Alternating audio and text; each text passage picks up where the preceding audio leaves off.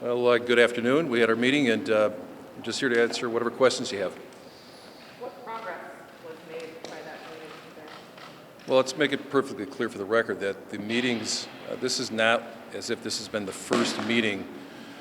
Our staff has been meeting with the Democrat staff since June. The governor has been meeting individually with the President of the Senate, speaking with the Speaker during the course of the summer and the fall. And I have been, and myself and Senator Radogno have been, on a weekly basis, been talking with the governor on budgets. So this is a continuation of what we've been doing since the beginning of the summer. The characterization that there's not communication going on is dead wrong.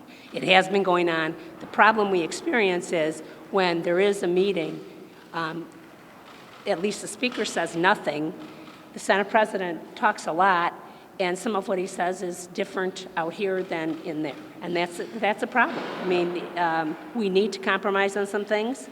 The fact that we're not meeting is simply untrue. Yeah, I think to suggest that we haven't met over the past 7 months is absolutely untrue.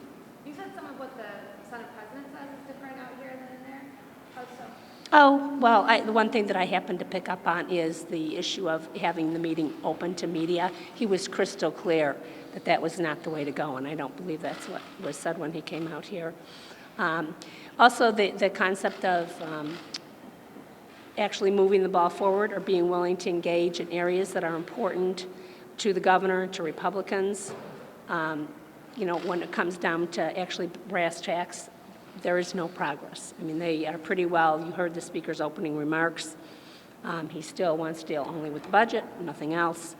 And he still views us in the extreme, even though that simply the facts don't support that.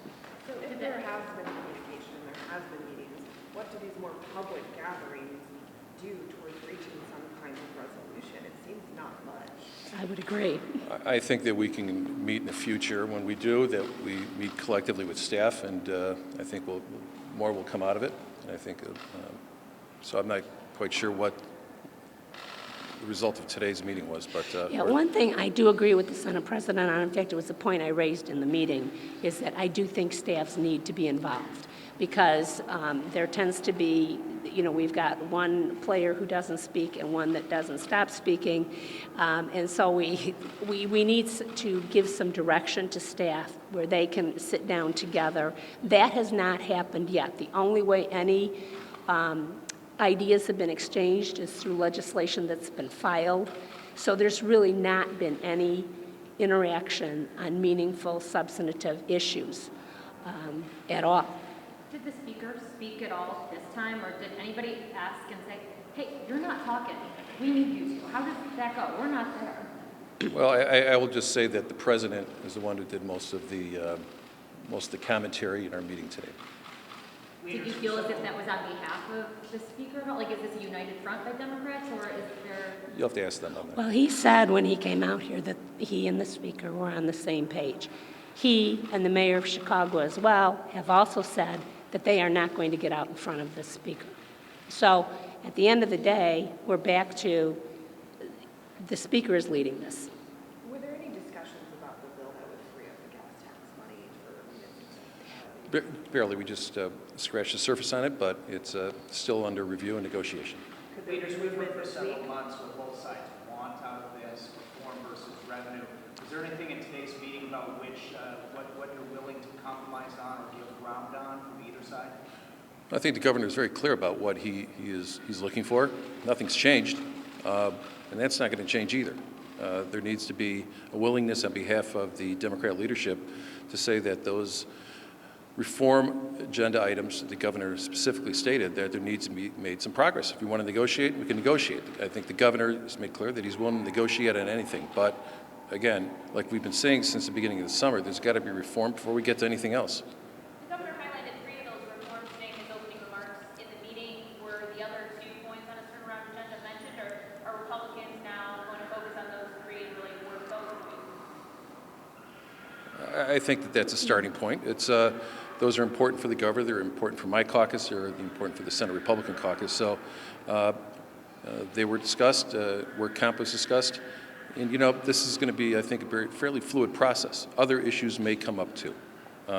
I can't predict how it will or what will be, if something different will show up, but it's entirely possible. But again, it gets back to the idea that there has to be reform in the state of Illinois. The governor was not elected to sit on the sidelines to let the status quo continue. It's not acceptable. It's not acceptable for the people who elected him, and that was Republicans, Democrats, and Independents. And so, How much reform will you demand before you over here? How much reform will you demand before you agree with what? How many of those items?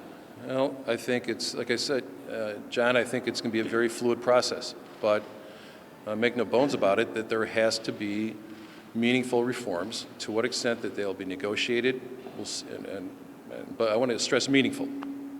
Is it useful to continue Okay, we asking? gotta go, Rick. Let's one more. One question. Is it useful to keep asking for the local control portion of the property tax freeze when most Democrats have said that they're wholeheartedly against that idea? The problem with them refusing to discuss this is that Illinois is out of step with all the other states around us. They seem to be under the illusion, particularly the Senate president, as he discussed in there, that everything is great in Illinois, and that the only problem we have is that we say bad things about Illinois. Illinois has real problems. The city of Chicago has real problems. Property tax reform, and that is clearly linked to changes in prevailing wage, changes in collective bargaining. Those things have to be part of the discussion if we ever want to make this state competitive again. Look, the Democrats talk about the core principle beliefs on certain issues, as if they're the only party that has core beliefs.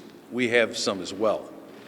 Everyone has to walk into these meetings with an open mind, and that's how we're going to get this thing resolved. So to suggest that because it goes against their core principles, it's a non-starter, to me, that's ludicrous. Well, and Republicans have those principles as well. the core principles that they're claiming are not core principles. I mean, 47 other states, or 42 other states, have limits on prevailing wage. That's nonsense. Other states have limits on collective bargaining. Democratic states. The federal government passed under a Democrat.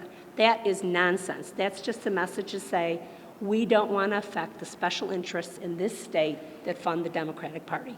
That's what this comes down to. Okay. Thank you. Thank you.